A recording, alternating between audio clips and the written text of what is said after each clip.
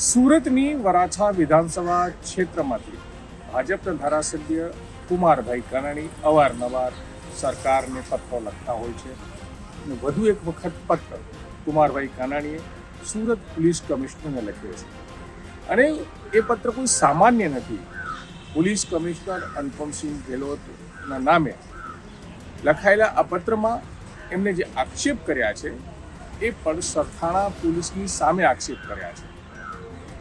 આક્ષેપ મુજબ એવી માંગણી પણ કરવામાં આવી છે કે સરથાણા પોલીસે એક રેડ દરમિયાન જે 30 લાખથી વધુનો જે મુદ્દામાલ પકડ્યો હતો, ઓન પેપર માત્ર 3 લાખ જેટલો જ મુદ્દામાલ બતાવ્યો છે અને સાથે જ એમાં 8 લાખ રૂપિયાનો સરથાણા પોલીસે તોડ પણ કર્યો છે.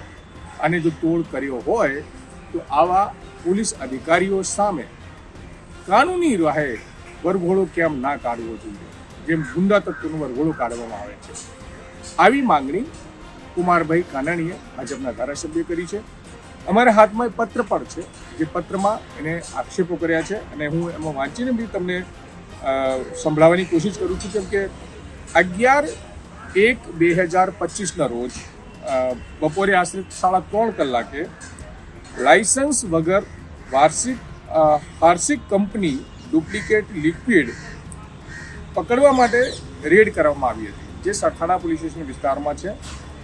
આ રેડમાં અંદાજે 8 થી 10 પોલીસ કર્મીઓ જોડાયા હતા અને પોલીસ કર્મીઓને જે રેડમાં પોલીસ કર્મીઓ સામેલ હતા એમાં ભેગા મળીને જે આરના એન્ટરપ્રાઇઝના જે માલિકો છે એમની પાસેથી 8 લાખ રૂપિયા લઈ ગોડાઉનમાં હાજર પૂરો માલ FIR ન દર્શાવવા માંગેલ હતા. એટલે કે 8 લાખ રૂપિયાની માંગણી, કેમ કે જે ગોડાઉનમાંથી જે તે સમય મુદ્દામાલ મળી આવ્યો હતો ને એ મુદ્દામાલ ઓન પેપર નહીં બતાવવા માટે 8 લાખ રૂપિયાની માંગણી કરવામાં આવી હતી. આ આક્ષેપ આ પત્રમાં કરવામાં આવ્યા છે અને ત્યારબાદ જણાવવામાં આવ્યું છે કે ગોડાઉનમાંથી 20 લાખ, આ વાત હું તમને પહેલાં વિચાર 20 લાખ કરતાં પણ વધારાનો મુદ્દામાલ મળી આવેલ હતો. આમ છતાં સરથાણા પોલીસે 3,31,200 રૂપિયાનો મુદ્દામાલ બતાવ્યો હતો.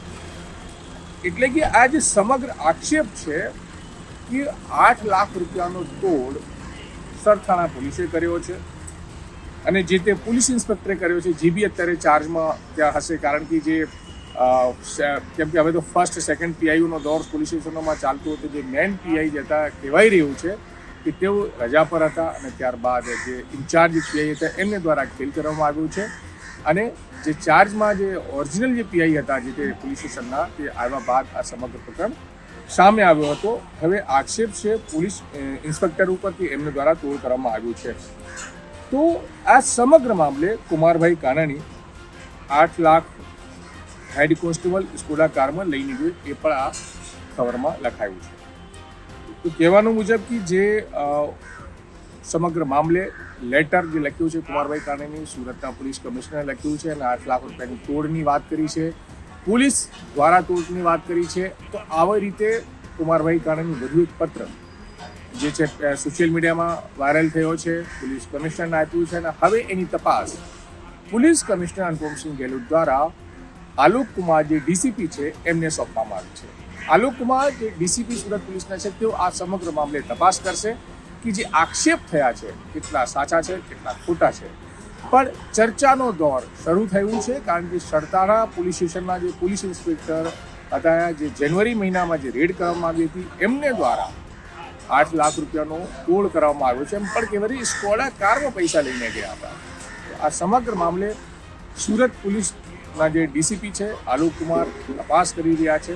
પણ હવે જોવાનું એ રહેશે કે પોલીસની વિરુદ્ધમાં પોલીસ દ્વારા જે તપાસ કરવામાં આવી રહી છે અને આક્ષેપ કરનાર ભાજપના ધારાસભ્ય છે, તો તપાસમાં શું બહાર આવશે અને શું એક્શન લેવામાં આવશે એ જોવાનું રહેશે. સંજય સિંહ રાઠોડ, ગુજરાત.